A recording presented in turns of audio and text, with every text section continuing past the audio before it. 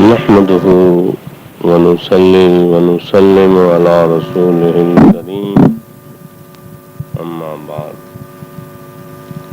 قال النبي صلى الله عليه وسلم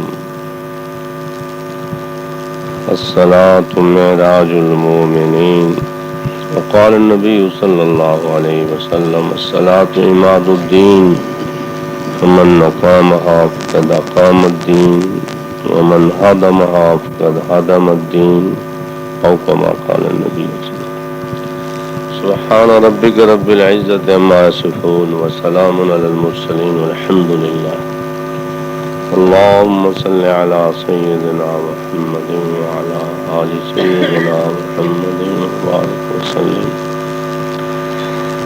واجب الاحترام سامعین حضرات، ابھی جمعۃ المبارک کے خطبے میں آپ حضرات سے عرض کیا گیا تھا کہ یہ نماز حضور صلی اللہ علیہ وسلم کو شب معراج میں بطور تحفے کے عنایت کی گئی. 50 میں سے صرف 5 رہ گئیں.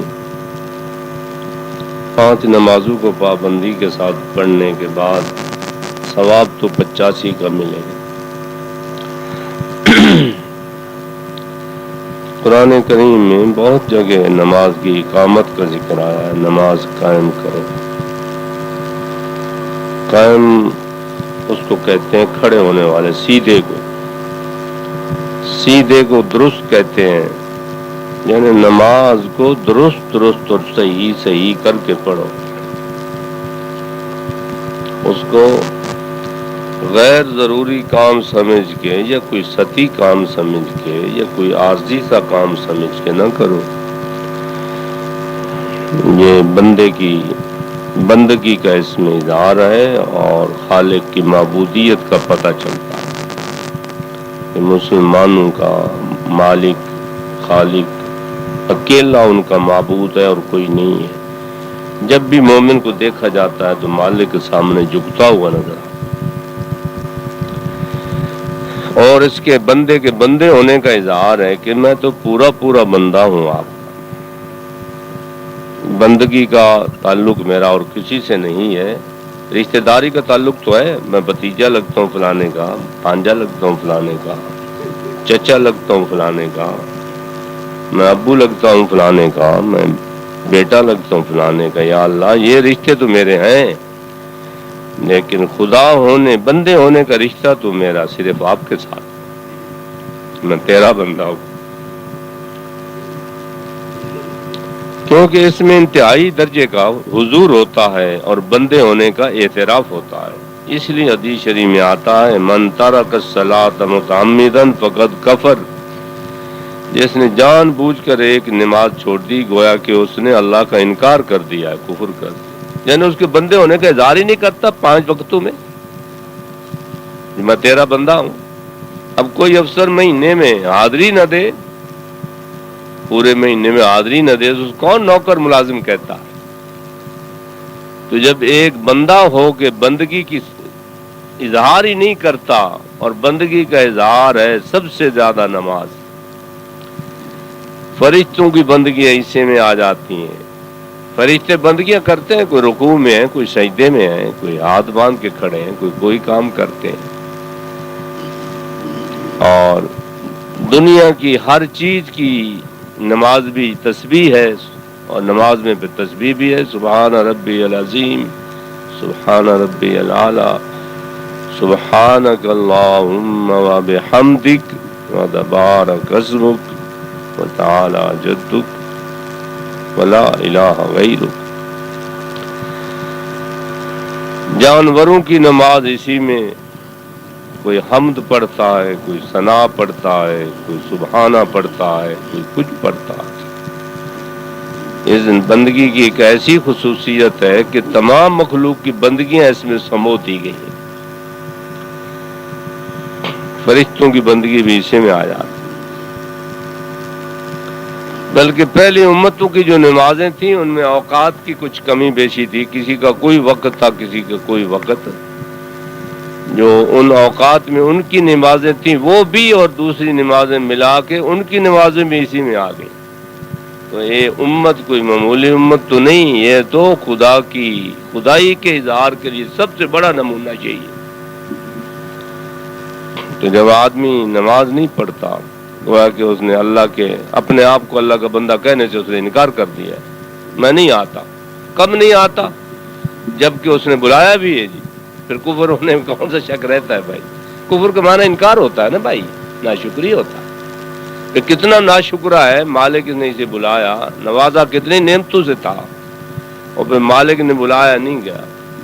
مالک نے کیا؟ مسجد میں آواز دی تھی نا مؤذن نے اور میں نے نماز کے لیے تیاری کا کوئی اظہار نہیں کیا. نہ جماعت کے لیے گیا ہوں، نہ اکیلی گھر پڑھی ہے. اکیلی گھر پڑھنی جائز ہے یا ناجائز ہے، میں اس باس میں نہیں جاتا. سرے سے نماز ہی نہیں پڑھی اور بلانے والے کی آواز سہارا رہ گئی، جیسے آواز میں کوئی گونج آتی ہے اور کوئی پرواہ کرنے والا پرواہ نہیں کرتا. اب جنگل میں بولنے والے کی کون آواز کی جواب دیتا ہے؟ جب کوئی وہاں ہوگا جواب دینے والے تو دے گا. جنگل میں کوئی پکارے، زور لگائے، کوئی آواز جواب ہی نہیں دیتا. تو یہ آواز سہارا ثابت ہوئی کہ پکارنے والے نے پکار کے خدا کی طرف بلایا، حی علی الصلاۃ حی علی الفلاح، اور اس نے پیش ہی نہیں ہوا. اسی لیے فرمایا یہ کام، بعد نے فرمایا امام احمد بن حنبل رحمۃ اللہ علیہ کے نزدیک تو جو ایک نماز جان بوجھ کے چھوڑ دے وہ کافر ہو جاتا ہے. پیران پیر عبد القادر جیلانی رحمۃ اللہ علیہ امام احمد بن حنبل رحمۃ اللہ علیہ کے مذہب پر تھے. 11ویں والے پیر جن کو لوگ کہتے ہیں، 11ویں کھانے کے لیے یہ ہیں، نماز پڑھنے کے لیے اور ہیں. یہ تو بیچارے مصروف رہتے ہیں، کھانے پینے سے فارغ نہیں ہے. ان کا مذہب یہ ہے کہ آدمی کافر ہو جاتا. ایران پیر رحمۃ اللہ علیہ کی دوسری باتیں تو کچھ اچھی لگتی ہیں، یہ ان کی بات بھی نہیں ہے، یہ بھی اپنی بات ہے ہماری. وہ تو سخت موحد تھے. اسی طرح اور ائمہ کے کئیوں کے مذہب ہیں کہ نماز چھوڑنے والا کافر ہو جاتا ہے. کئیوں کا مذہب یہ ہے کہ نماز چھوڑنے والے کو قید میں ڈال دو، جیل خانے میں پڑا رہے، سچی توبہ کرے ادھر باہر نکالو، پڑا رہے اندر. بھائی آپ اگر سوچ رہے ہیں، عقل مندی سے سوچ رہے ہیں، تو یہ بات بالکل یہاں واضح ہے، عقل کے خلاف نہیں ہے. ایک تحفہ حضور صلی اللہ علیہ وسلم لے آئے معراج سے، اور اللہ جل شانہ نے ایک اعتماد کے ساتھ تحفہ دیا. حضور صلی اللہ علیہ وسلم نے ہم پر اعتماد کرتے ہوئے 5 نمازیں قبول کر لی. ابھی اور کمی کی درخواست دیتے تو شاید کوئی کمی بھی ہو جاتی، لیکن نہیں کی. اعتماد پر ہم اس اعتماد کو کتنی ٹھیس پہنچائی اور کتنے کھوٹے نکلے ہیں جی. اس لیے نماز کسی صورت بھی معاف نہیں ہوتی سوا بے ہوش ہو جانے کی. بیماری میں بے ہوش ہو گیا اور خدا کو چلا گیا، یا جتنا وقت بے ہوش رہا تو نماز پڑھنے کا اب حکم نہیں.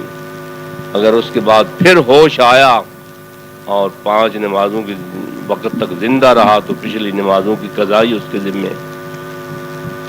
اگر بیچارے کو ہوش ہی نہیں آیا، ہوش آیا تو تھوڑے سے وقت میں آیا، پھر اللہ کو رخصت ہو گیا، اب اس کو 5 نمازیں 10 قضا ہو گئی تھی، تو 10 نمازوں کو جب وقت نہیں ملا تو قضا اس کے ذمہ کہاں ہے؟ اس کے علاوہ اور کوئی صورت معافی کی نہیں. زخمی ہے تب معافی نہیں، ٹانگ ٹوٹ گئی تب معافی نہیں، سر پھوٹ گیا تب معافی نہیں، بخار ہو گیا تب معافی نہیں. کیونکہ بندے کے بندے ہونے کے لیے تو ہر وقت اس کو بندہ ہونا ضروری ہے. کہ جس کی ٹانگ ٹوٹی ہو خدا کا بندہ نہیں ہوتا. یہ بندگی کا اظہار ہے، اور بندے کو بندگی کا اظہار ہر وقت کرنا چاہیے. لو لیتا بھی کہے میں تیرے دربار میں آ گیا.